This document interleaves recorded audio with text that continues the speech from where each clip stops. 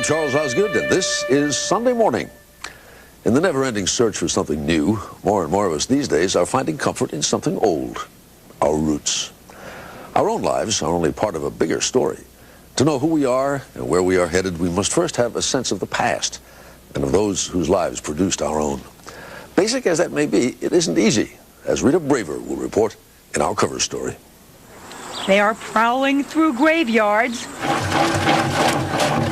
poring over old documents. An explosion of interest in genealogy. It's solving a mystery. It's like a treasure hunt. Later, in our Sunday morning cover story, we'll find out why so many Americans of our time are searching for their relatives from times gone by. DNA's of limited use. At most, it can tell you whether two people have a common ancestor. Nothing about who that ancestor is. Professional genealogists like Tony Burrows are interested in the new technology, but say it will never replace the detective work that goes into real genealogical research. You really start with your family and you identify your living relatives and you get oral stories from them.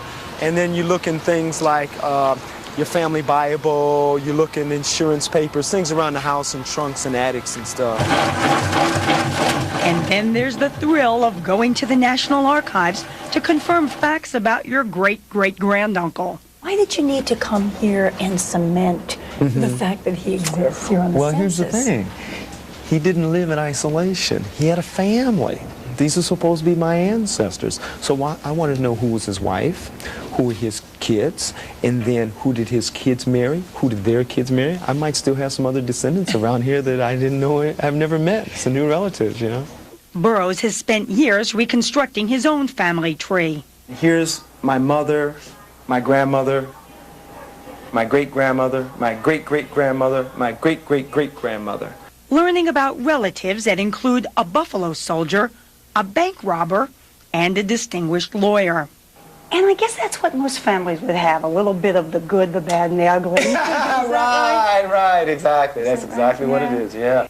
Burrows has written a book called Black Roots, a guide to helping African Americans with the special problems that exist in tracing their family trees. When white immigrants came over from Europe, there's ship passenger lists with names on them. People registered at Ellis Island, and there's names there. When slaves came over from Africa, there's no names on those slave ship logs. So that's